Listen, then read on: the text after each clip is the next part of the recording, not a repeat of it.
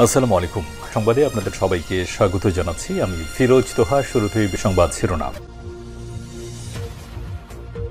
জানিয়ে দেব এই মুহূর্তে হাতে পাওয়া সর্বশেষ গুরুত্বপূর্ণ আপডেট বাংলা সংবাদ। শুরুতেই থাকছে সমন্বয়ক হান্নান মাসুদ ও রাসেলকে অবরুদ্ধ করে হামলা। চট্টগ্রামে বৈষম্য বিরোধী ছাত্র আন্দোলনের মুখ্য সংগঠক আব্দুল হান্নান মাসুদ ও কেন্দ্রীয় সমন্বয়ক রাসেল আহমেদকে অবরুদ্ধ করে হামলার অভিযোগ উঠেছে। শনিবার বিকেলে চট্টগ্রাম ওয়াসার মোড়ে একটি অফিসে এ ঘটনা ঘটে।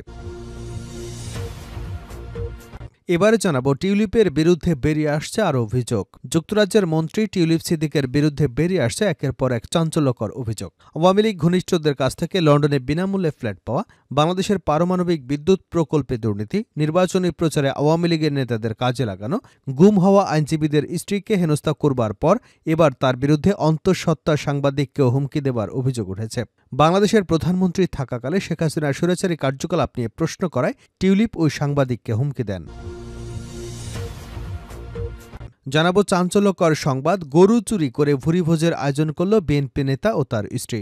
জামালপুরের মাদারগঞ্জে বিএনপি নেতা মোহাম্মদ মাহমুদুল হাসান মুক্তা চৌধুরী এবং তার স্ত্রী জেলা মহিলা দলের নেত্রী লায়লা খাতুন ইতির বিরুদ্ধে এক কৃষকের গরু চুরি করে দলীয় কর্মী সমর্থকদের জন্য ভুরিভোজের আয়োজনের অভিযোগ উঠেছে।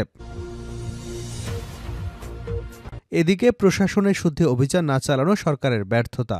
আমার দেশ পত্রিকার সম্পাদক ড মাহমুদুর রহমান বলেছেন, আমলাতন্ত্র, সেনাবাহিনী, পুলিশ সব জায়গায় শুদ্ধি অভিযান চলে, কিন্তু দুর্ভাগ্যজনকভাবে একই সরকার গত ৫ মাসে শুদ্ধি অভিযান করতে পারেনি। তাই এখনও অরাজকতা দেখতে পাচ্ছি।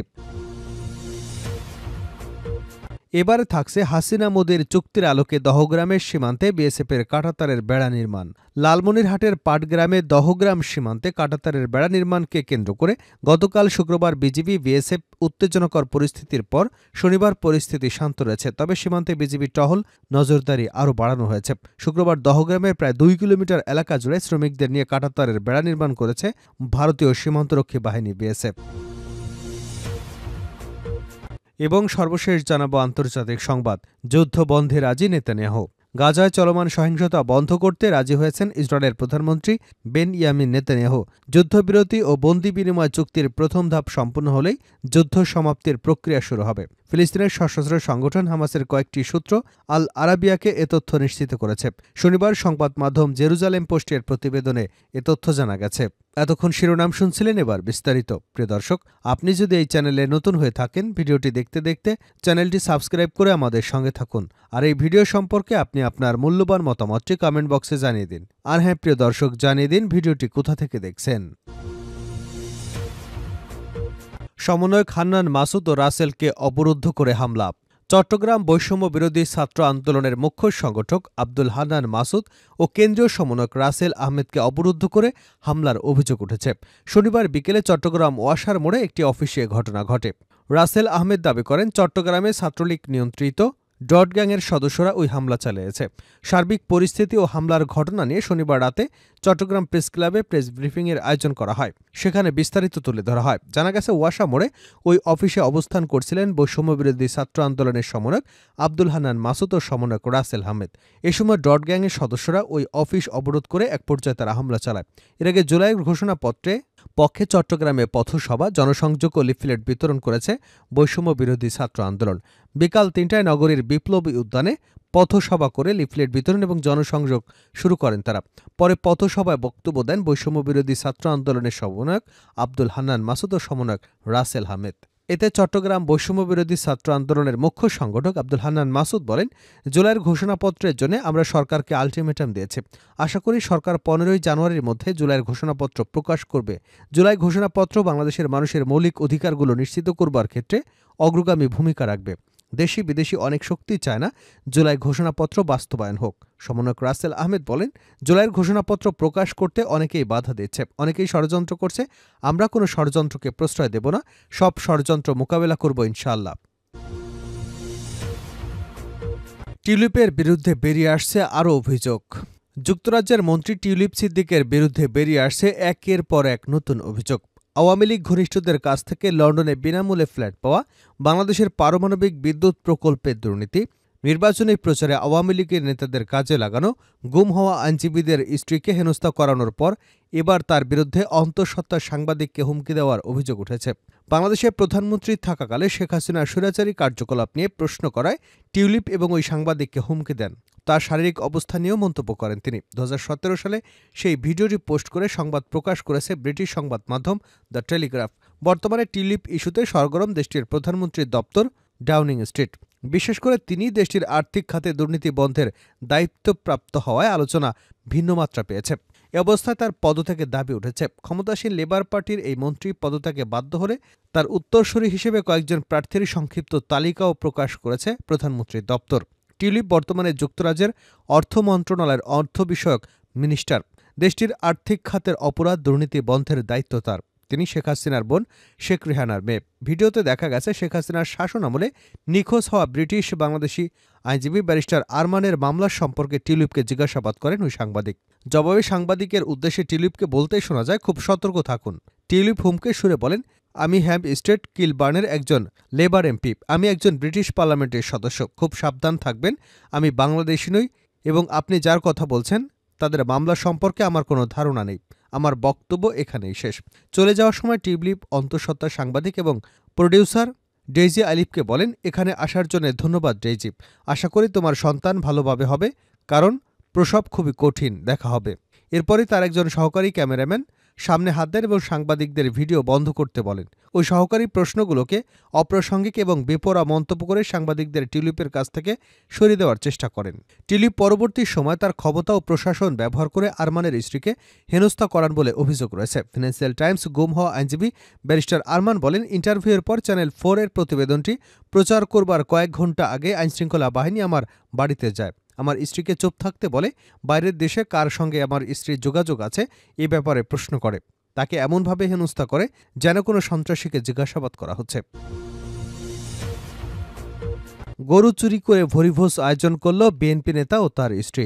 জামালপুরের মাদারগঞ্জে বিএনপি নেতা মোহাম্মদ মাহমুদুল হাসান মুক্তা চৌধুরী ও তার স্ত্রী জেলা মহিলা দলের নেত্রী লায়লা খাতুন ইতির বিরুদ্ধে এক কৃষকের গরু চুরি করে দলীয় কর্মী সমর্থকদের জন্য ভুরিভোজের আয়োজনের অভিযোগ উঠেছে। শনিবার উপজেলার আদারভিটা ইউনিয়নের দক্ষিণ কড়া গ্রামে ঘটনা ঘটে। গরুর চামড়া এবং মাংস জব্দসহ এই ঘটনার সঙ্গে জড়িত দুজনকে গ্রেপ্তার করেছে পুলিশ। এ ঘটনায় বিএনপি নেতা মোহাম্মদ মাহমুদুল হাসান মুক্তা চৌধুরী সহ 12 জনের বিরুদ্ধে মামলা দায়ের করা হয়েছে। শনিবার সকালে মাদারগঞ্জ উপজেলার জোনাইল রাসিয়া বালিকা দাখিল মাদ্রাসা প্রাঙ্গণে উপজেলার পৌর জাতীয়তাবাদী মহিলা দল নারী সমাবেশের আয়োজন করে। ওই সমাবেশে অংশ নেওয়া কর্মী সমর্থকদের জন্য উপজেলার দক্ষিণ কড়া গ্রামে ভুরিভোজের আয়োজন করেন মাদারগঞ্জের আদারভিটা ইউনিয়ন বিএনপির সাধারণ সম্পাদক মোহাম্মদ মাহমুদুল হাসান মুক্তা চৌধুরী ও তার স্ত্রী জেলা মহিলা দলের অর্থ ও গবেষণা বিষয়ক সম্পাদিকা লায়লা খাতুন ইতি। তবে ভোজের বিরিয়ানি রান্নার জন্য গতকাল শুক্রবার রাতে উপজেলার জোরখালী ইউনিয়নের খামার মাগুরা গ্রামের কৃষক এজাজ মণ্ডলের গোয়ালঘর থেকে একটি গরু চুরি করে জবাই করবার অভিযোগ ওঠে। চুরি হওয়া গরুর মালিক কৃষক এফাস মণ্ডল অভিযোগ করে বলেন, গতকাল শুক্রবার রাতে গোয়ালঘরে গরু রেখে ঘুমিয়ে পড়েন তিনি। মধ্যরাতে ঘুম ভেঙে গেলে তিনি দেখতে পান গোয়ালঘরের দরজা খোলা, ভেতরে থাকা তার 90,000 টাকা মূল্যের একটি গরু নেই। তার ডাক চিৎকারে আশপাশে লোকজন ছুটে আসে এবং বিভিন্ন জায়গায় খোঁজ করতে থাকেন। এক পর্যায়ে শনিবার ভোরে পাশবটের দক্ষিণ কড়া গ্রামে বিএনপি নেতা মাহমুদুল হাসান মুক্তা চৌধুরীর বাড়িতে চুরি হওয়া গরু জবাইয়ের বিষয়টি নিশ্চিত হন তিনি।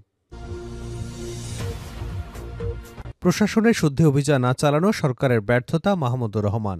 আমার দেশ পত্রিকার সম্পাদক ডক্টর মাহমুদুর রহমান বলেছেন, আমলাতন্ত্র, সেনাবাহিনী, পুলিশ সব জায়গায় শুদ্ধি অভিযান চলে, কিন্তু দুর্ভাগ্যজনকভাবে একই সরকার গত 5 মাসে শুদ্ধি অভিযান করতে পারেনি। তাই এখনও অরাজকতা দেখতে পাচ্ছে। আজকে যদি তারা ক্ষমতা এসে শুদ্ধি অভিযান চালাতো তাহলে বাংলাদেশ অনেক বেশি ঐক্যবদ্ধ থাকত, অরাজক পরিস্থিতি তৈরি হতে পারত না। তিনি বলেন, বাংলাদেশের মানুষের অধিকার রক্ষায় ঐক্যবদ্ধ থাকতে হবে। শেখ হাসিনা জনগণের যে অধিকার ছিনিয়ে নিয়েছিলেন, আর কেউ জনগণের অধিকার যেন ছিনিয়ে নিতে না পারে, সেই ঐক্যবদ্ধ থাকতে হবে। কোনো বিদেশি শক্তিকে আমরা আমাদের অভ্যন্তরীণ রাজনীতিতে ভারতের মতো কক্ষিগত হতে দিতে পারি না।